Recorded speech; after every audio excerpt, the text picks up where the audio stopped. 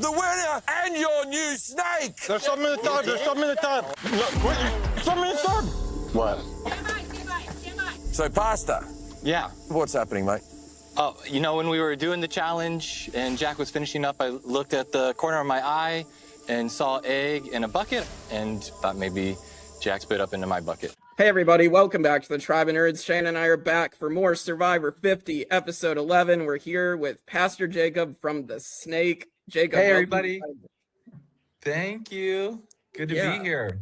Yeah, excited to talk with you about everything. And I know maybe Shane hasn't seen TheSnake, but I have. And I'm excited to kind of hear from your experiences on that, how they relate to Survivor 50. So yeah, let's get into this. I mean, Pastor Jacob, what is your experience with Survivor and what are your impressions of this episode? Yeah, so I was not a Survivor viewer. Before I went on TheSnake, I hadn't seen a reality competition show besides RuPaul's Drag Race for probably 20 years. I had seen like the first couple of seasons of Survivor back when I was in high school. And so I have been on a Survivor binge. So I am watching Survivor 50 and I started at the beginning and watching it all the way through. So I'm in the middle of Survivor 11 right now. And I am just loving it. I wish I had done this kind of study before I went on a reality competition show myself, because I'm learning so much. I feel like I'm a new student of this reality stuff now and learning what works well for people, what doesn't work well for people. And it's been a lot of fun to just dive headfirst into Survivor right now. Yeah, it's exciting. I mean, we also just did like a rewatch of every season within the past year as well. So it's like, it's crazy to just see how much it's evolved from season 1 to season 50.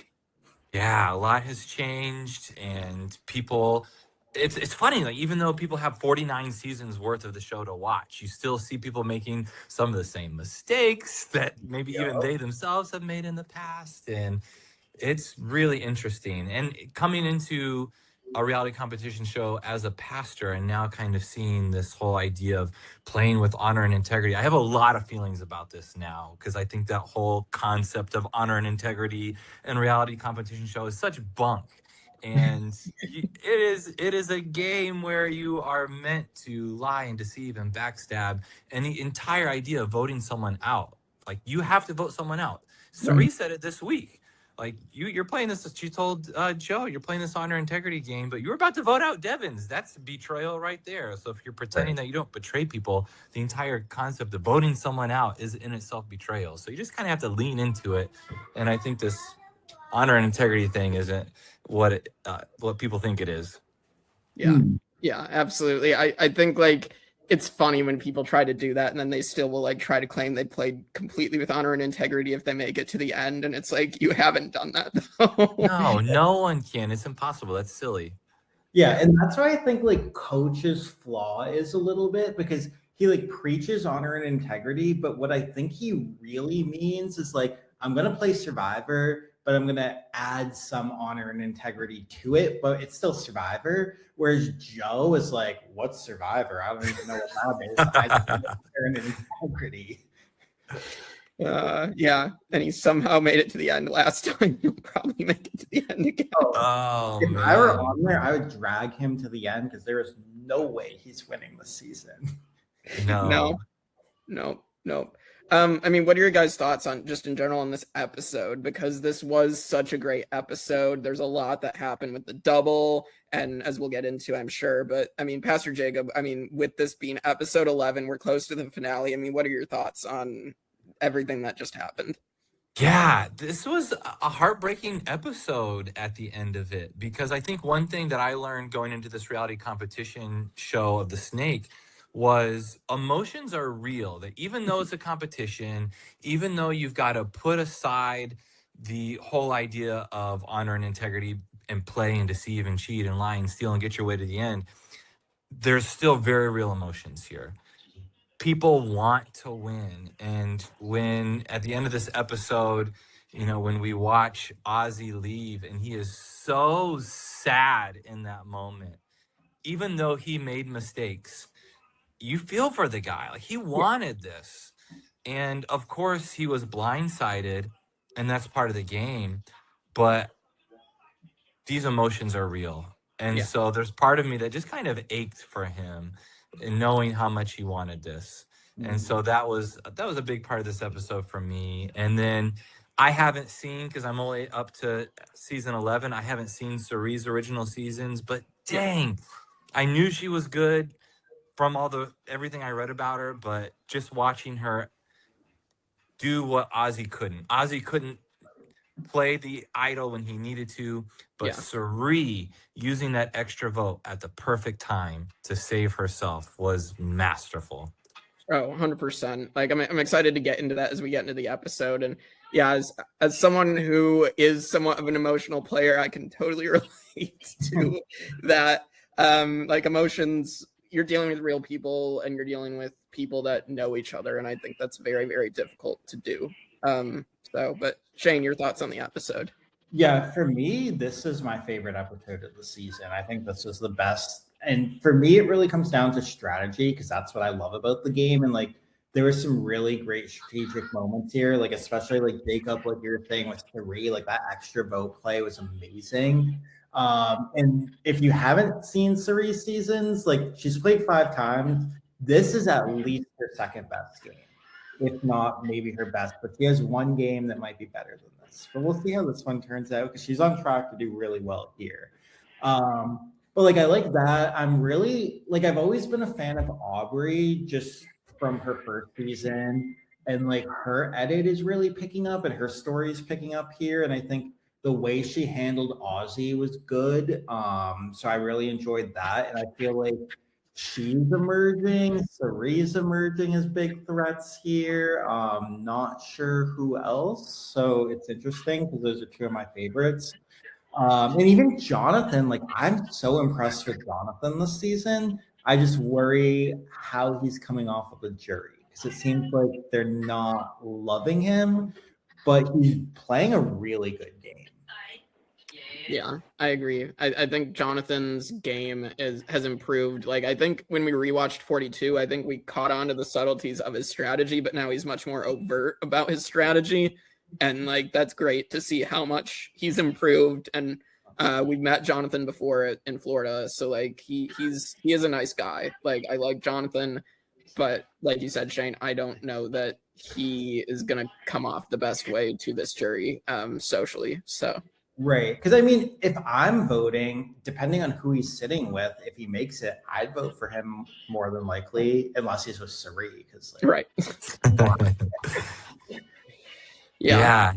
And you know what's funny is I think that sort of where he's missing that social game is just those moments when there is sort of that moral judgment of other players, because he is playing a good a good strategic game here. But in those moments where he starts judging people, condemning Devins, you're doing the same thing, buddy. Just own it and recognize that you're doing it well. And I think other people will respect that too. And so I think that sort of is when you don't have the humility to say, like, I'm playing the same game everyone else is.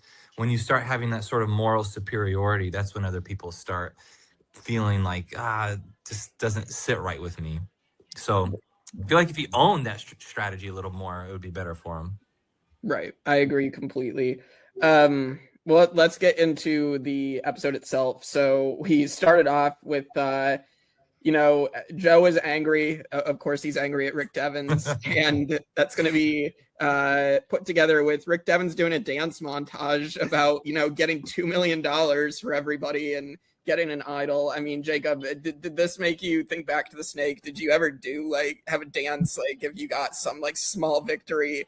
Because this is insane. This was a fun moment. Oh yeah, there's a roller coaster when you're filming a show of ups and downs, and things don't go the way you want them to, and you're processing everything all the time. And so if something goes well, then yeah, you got to take a little dance break and celebrate it. So it's cool to see him just embracing the moment of when do you get a chance to do something like this in Fiji? How cool. Yeah, absolutely. Shane? I mean, it was a good character moment for him, but I found it cringe. I was like, it's a little too cringe for me, but I am a Devins fan. Like, I like him on the show, and I've met him in person, and he's amazing. So to kind of know what he's like, and that just fits his character, so it's not like fake or anything. At least it's like authentically him. So I appreciated that aspect of it. Yeah, I think my favorite part was him taking like the well ladle and just like spinning it like with the water. Like I think that was my favorite part of it. So but yeah, so we get that, and then we get Cerie's story of not wanting to get advantaged out again, and she wants to flush Ozzy and Rizzo's idols. I mean, I thought when she brought this up, I'm like, oh no, this is going to be Cerie getting taken out by a bunch of idols or advantages again, like in Game Changers. So I don't know your thoughts, like Jacob, of like, I mean, did you think that's where it was leading towards when the story was brought up? Or did you have any other thoughts on what might happen from this? Yeah, I thought it was a moment. She just has such awareness of how to be in good relationship with people while still putting her own game forward. So she knew how to talk about that without jeopardizing her own standing with those two people whose idols she wanted to flesh out. And so even though I haven't seen that Game Changer season, I've of course seen that clip where she's out because there's no other option left, and that had to be devastating for her. And so the show does a good job of alluding to what might happen. So yeah, you're kind of on the edge of the seat thinking, I hope this doesn't happen again. But she could probably work her way out of that, even in, who knows what she's capable of. She knows how to work her way out of a lot of things, and like again, she's never gone out normally in a Survivor season. It's always been some really weird circumstance. So Shane, your thoughts on this? Did you think that there was going to be something happening with Advantage getting again, or? A little bit, although I mean it couldn't have really happened here because the idols are split up and all of that, but I was very afraid that she was going to get idled out because they would fall for Emily's plan, because I mean that was a good plan on Emily's part, like because Cerie figured it out. We're like, oh, Emily like didn't do as well, but like Emily should get a lot of credit for that. That was really clever. It's just Cerie's amazing, and Cerie, like she can crack anything. Yeah, it works without the extra vote. It works. Yeah. It really does. It really does. Like it's just like Cerie's able to sniff that out. I think a lot of other players, Emily's plan actually works out. So, but it just, I think with Emily, it's interesting because she has been very messy this season. So I figured it was probably going to catch up to her eventually, but like, I don't know, like she almost still pulled this off. So it's kind of crazy. And then the other moment before we get to the immunity challenges, Ozzy with his dad. And I think this, speaking of emotions, like this was a very heartfelt moment. And this is a side of Ozzy we haven't really seen in 5 seasons. And I know like it did bring up like the Cook Islands final tribal. He does mention his dad at that final tribal council. And I did remember that. So I'm like, oh yeah, I remember this getting brought up back in Cook Islands. And now it's like, kind of having that tie together. I didn't expect that, and I think that was like a beautiful moment. Yeah, and it was a beautiful moment. And I read that he had a similar moment that wasn't shown with Jonathan, where they had kind of the same conversation and a really emotional conversation about their relationship with their dads. And that's the real life human aspect of these competition shows. It's important, I think, for people to remember that these are humans playing the game, and so their emotions are going to have an impact on how they play and what they do. And even though you kind of have that idea of, I can't trust anybody here, your heart wants to say like, that was a real conversation. That was a real point of connection. And the hard part, the paradox of it is it can be a real conversation and really heartfelt. And then people still make a strategic choice that betrays you. Like both of those can be real.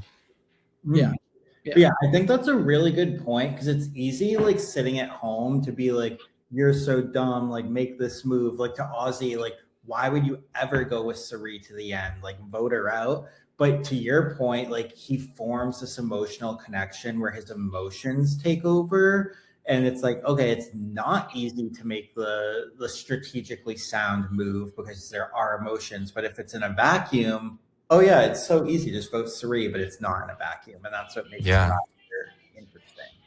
Yeah, it really. I think people need to realize that like when you bond with someone, that's just a bond that sometimes you're just not able to crack, and I think it's harder to make a move on someone that you really connect with. But for some people, they can switch it off, and like kudos to them. But like I know for myself, it's something that is very hard. Would be very hard for me to do.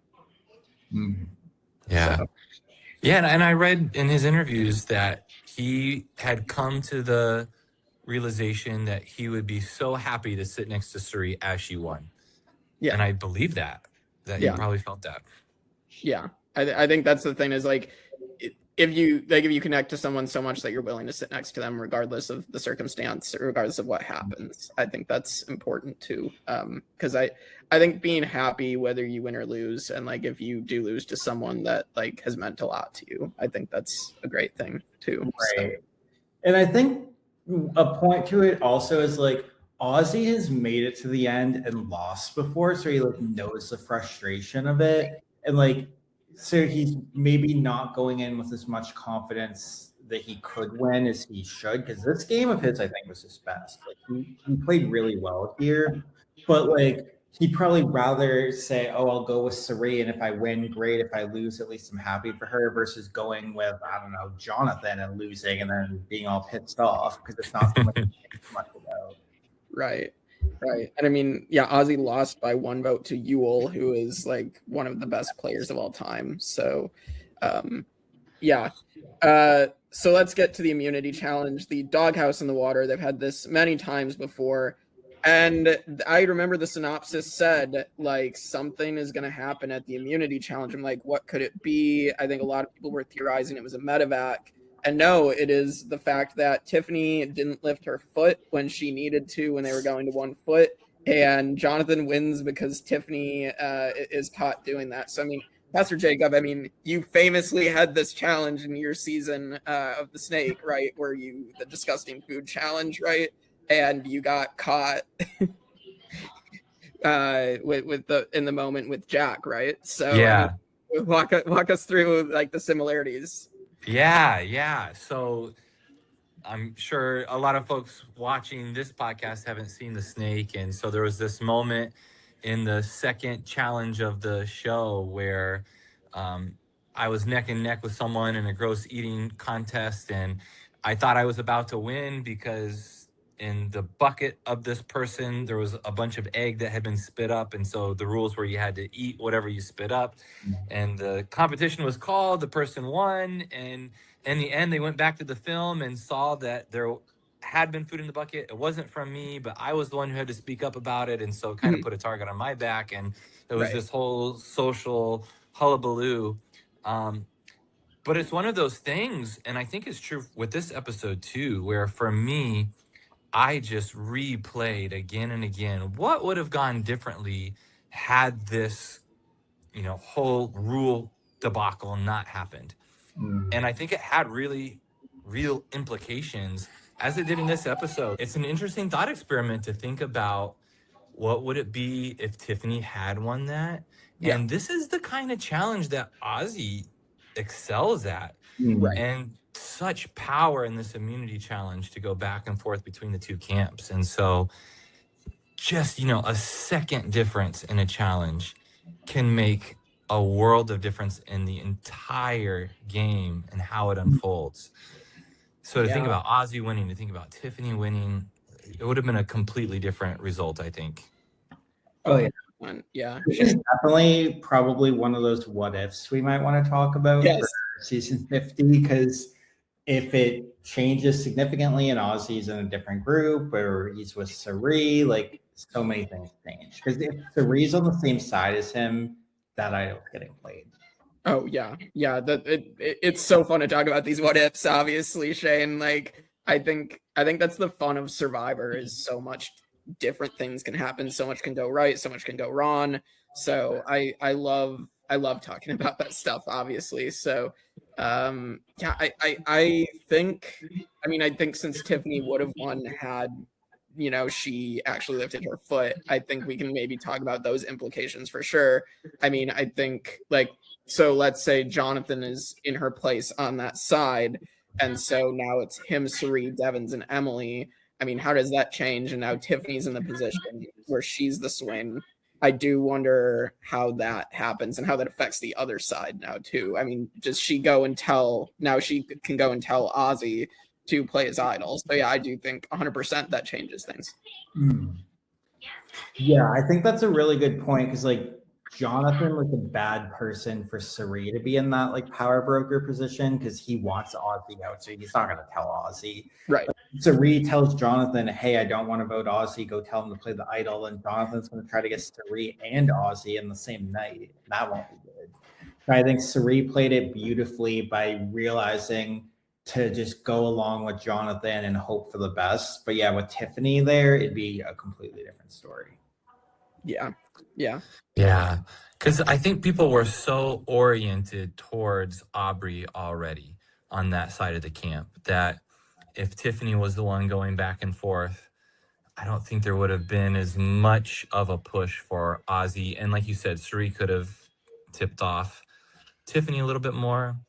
That is another thing that Cirie did really well this episode, is to tell Jonathan that he should let Joe talk to Rizo if he wants to. Right. That was the best she could have done to get the news back to Ozzy. And so I thought that was another little brilliant move by Cirie. Yeah, absolutely. I think I think it could have absolutely worked had a couple things not happened. If Ozzy doesn't end up telling Aubrey what he shouldn't tell her, and then if Rizo actually decides to warn Ozzy at that point, that was definitely hinging on Rizo making that decision. And I guess he decided it was better for him to just let Ozzy get blindsided instead. So yeah. Do you agree that it was better for Rizo? Because he could have so easily tipped him off without anyone knowing it was him that tipped him off. Because he could have voted against Ozzy still. Right. Yeah. But then all that changes is Ozzy plays the idol. Right. I think that it could be really bad for Rizo because Cirie's going to be very calm about it next week, but she's going to be irate and probably not want to trust Rizo anymore. Now, Rizo does have an idol himself. And I mean, the question is, would Rizo play it, or is he going to do the thing that we know Rizo will do, which is bluff an idol and still not play it? Yeah, I think the best scenario might have been what you were saying if Rizo tips off Ozzy. So Ozzy plays the idol. So now an idol's gone. Rizzo's the only one with an idol, but Ozzy's still in the game because he's on Rizzo's side and Rizo has an idol. Because I think having the two idols was dangerous, but having one idol, now it's it's not as big of a concern because they were really talking about the fear of the advantage get-in, and that's not going to happen. So maybe with the one idol, the eyes are off of Rizo, but he would at least have an ally. Where now, who does he have for allies? I don't know. Yeah. I'm he's the kind of guy who would be thinking about the fact that a final three with him, Ozzy, and Cirie, he knows he's got no chance. Right. So I wonder if he's starting to think about that, and this was an opportunity to, align himself with people that he may have a chance with in Joe and Jonathan. Yeah, I mean, it definitely isn't out of the question. I definitely think Rizo probably was figuring that. I do think you still have to get to the end, and I feel like I feel like this might have been a bit early to pull the trigger on Ozzy. All right, so then we're gonna have Emily making this plan, as we talked about, to get Devins to play the idol on her. And at first, it's oh, is she trying to make this happen so they can blindside Devins? And no, they're gonna now get it to happen to where they think Devins is gonna play the idol on Emily, and then they're gonna think they're getting rid of Devins, but now the idol is going to backfire on Cirie. So, I mean, this was a crazy plan. I give Emily a lot of credit for trying something because at least she tried. So, And I mean, I've been saying this whole game, like, how are they not seeing Suri as a threat and going for her? Because, like, yeah, you can always say she'll never win a challenge. We have time to get her out, but you never know what's going to happen. Like, Right. might have her allies because they didn't realize she was close with Rizo and Ozzy, and Ozzy clearly wanted to take Suri to the end, so they assumed nobody would, but Ozzy would. So then you can't get her out. So it was definitely like, I give Emily a lot of credit for realizing Suri's a threat and the time is now to get her. But unfortunately, Suri's that good. She really is. So yeah, we get to tribal, and so Devins is going to play the idol on himself to save himself. And Suri is going to play her extra vote, and they are going to tie it between Suri and Emily. Now, I find the implication here interesting and the rules interesting because in the past, if you are tied, you can't vote on the revote. Mm-hmm. So here they have a tie, and both Emily and Suri still get to use their votes or vote, and Suri gets to use her extra vote. This is interesting. I mean, Jacob, what do you think of this? Because I was a little confused that they changed the rules a little bit. I know they've been kind of changing the rules with the new era here, but I don't know. I find it weird that like early seasons they had this rule set in place for ties, and now they kind of are just like changing it. So Yeah, I was surprised by it, both that they got to vote and that Suri got to use the extra vote again. right. And in the end, I don't think it changes anything because Tiffany and Jonathan probably still vote Emily. Right. But it was surprising that these things are in flux, and you know, they get to fly by the seat of their pants a little bit with this stuff. But yeah, I was surprised. Yeah, I was definitely confused at first. But I know, like, in season 47, that's when they first kind of like announced the rule change, where they said because now there's like all these lost votes and all this nonsense going on that you can revote on the revote in some scenarios. Because way back when, technically, like on the revote, they are voting. It's just a moot point. So, like, why waste your time and go up there? Because you can only vote for the other person. But now that there's these new mechanisms of you can lose your vote, you can have extra votes and all this, it like adds a wrinkle. So it makes sense that if they always really had a vote, it was just nullified, like just go vote. Because if they, I don't know, like I feel like because the extra vote is played privately and like nobody knows who has it, it kind of lends itself to saying like everyone just go up there and vote. But in theory, like if you don't have a vote, you can't play the extra vote. So if Suri had not been able to vote in the revote, then she shouldn't have played the extra vote. So it's a little fuzzy, but I think I'm overall fine with it because the only reason they couldn't vote in the old rules was because it didn't make sense. Like you already know who they're voting for. It's not like they're technically losing their right to vote. So I'm okay with it here. Yeah, that makes sense, Shane. Yeah, I will also say, like, I guess Survivor has been like fully changing tiebreaker rules since like the first season, because it used to be past votes, then it turned into rock draw, then it turned into fire making it 4. Like they have been constantly changing. I'm pretty sure Borneo, they literally like they were gonna keep voting at that final 4 until Kelly changed her vote. So like I think it's always gonna keep changing. So I think that's just the next evolution of the game. Yeah, no, I didn't even think about that point either. But yeah, they have changed it quite a bit. Yeah. So Emily's gone, and then we are going to get to the Ozzy Blindside, and I think just like Ozzy talking about like how they talked with him back at camp, and then knowing that he's about to get blindsided with an idol in his pocket for the second time is pretty heartbreaking. Like again, like that emotional piece. Like Ozzy has been a Survivor legend, regardless of how people think of how he's played every single time. Like it, he finally did try to change up his game here, and like regardless, he is one of the best challenge beasts in Survivor history, and no one's gonna ever be able to take that away from him. So I have so much respect for Ozzy, and at least again he tried to change things up. It just didn't end up working out this time. Right. Yeah, I agree. I'm very impressed with Ozzy's game here. I do think being aligned with Sari helped him a lot, because when we saw he got separated from her, even at the first tribe swap, he reverted to his old tendencies of like throwing a hissy fit when he's left out of the vote. Here, getting voted out with an idol, which he's done that before too. So it's interesting. But yeah, I think if I were Ozzy, I'd be very proud of how I did this season. Yeah. And I don't have the context, not having seen his original seasons, but I think what I really appreciate about him, watching him in Survivor 50, is he's very self-aware. He knows what his shortcomings are, and he's willing to talk about it. He's willing to admit it, and he's willing to try his best. He doesn't always do a perfect job at it, but he's willing to try to do things that will help him not have his deficits hurt him.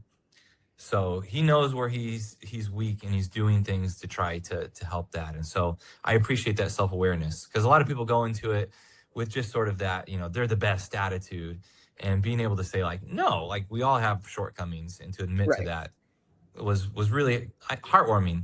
I like this guy, watching him through this season. Yeah. I mean, in a way, it's just like, it's a good ending for Ozzy, because this is probably the last time we will ever see him. But I thought the last 2 times would be the last times we'd ever see him, and then he kept coming back. So, but no, I'm happy he's been back. So, so Emily and Ozzy are out of the game. That is the end of this episode. So let's hit our favorite player of the episode and then our predictions. Jacob, who is your favorite player of this episode?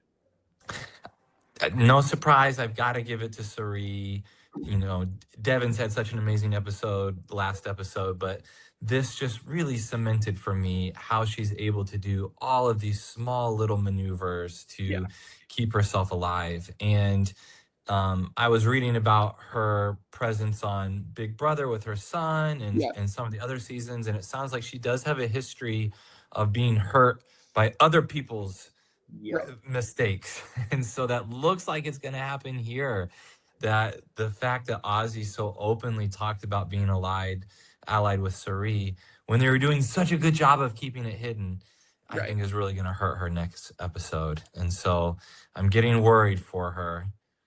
And especially because Aubrey's the most vocal, let's get Sari out person. And so the fact that she could have gone out if Ozzy kept quiet, but now she's still there and ready to take out Sari.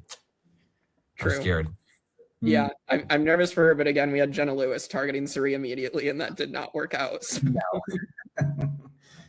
No. Shane, what about you? Who's your favorite player this episode? This one's tougher, because I mean, like, Jonathan, I was impressed with here. Sari, of course, like that move was great, and then I like Aubrey, because like she kind of saved herself here. She knew how to react when Ozzy was telling her all that stuff about his game. And even like when Ozzy was telling her the stuff and like she turned away and just like gave the eye roll to the camera. Like I love that. So yeah, I'll go Aubrey here. Ooh.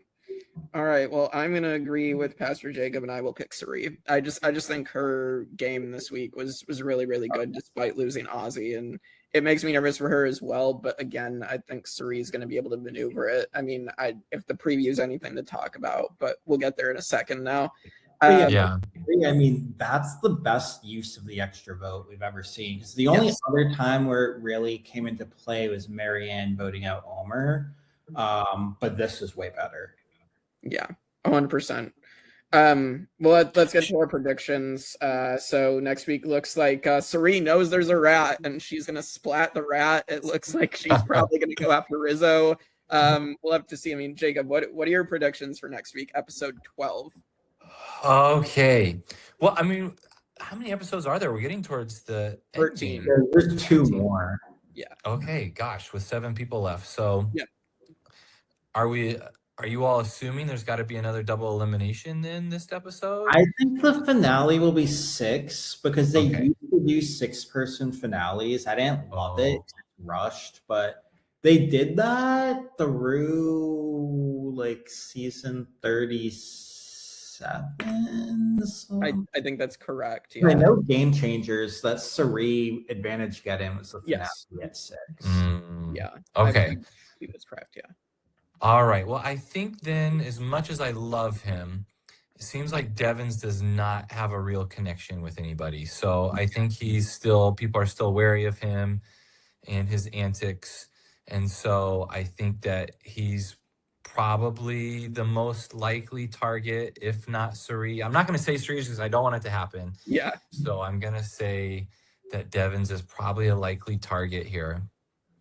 Yeah, I think that's likely as well. He's now idoless, so that's not good news. I wonder if they're gonna replant it, because like I feel like they will, because 2 of them went out, but maybe not. But I don't know. If they replant it, I mean, he's definitely gonna look, and Oh yeah, he has a history of finding them. And if he doesn't find them, he has a history of making fake idols that people find. I don't think these caliber of players will fall for that. no. But yeah, I mean, I would assume Devins goes, but if for some reason it's not Devins, like he finds an idol, tricks them, or wins immunity, Tiffany, because like she's been right there in these challenges, and she's a little less connected, but she is a little more with Suri. So if they want to take a shot at Suri and they feel like they can't, go for Tiffany. Yeah. I could see that happening, because I do think when someone goes on a run like that and they are vulnerable when you are down in numbers, I do think they'll probably take the shot at Tiffany. Yeah, especially because like if they really want Suri, you don't have to worry about her winning challenges. You can get her next, but Tiffany could win out potentially. Right. Weakening someone. I mean, we've seen that happen so many times before. Sometimes it's not necessarily the best move to just weaken when you should just take the shot, but like other times it is a good thing. Like in the case of Suri, where you could just get her out when she loses, or if she's not going to win. So like any opportunity. Well, thank you so much, Pastor Jacob, for coming on. This has been great. Oh, so fun. Thanks for having me, guys. It was just a blast to talk about the show. Yeah, anytime. So yeah, with that, we will see you all for more Survivor 50 coverage in these last 2 weeks on the Tribe of Nerds.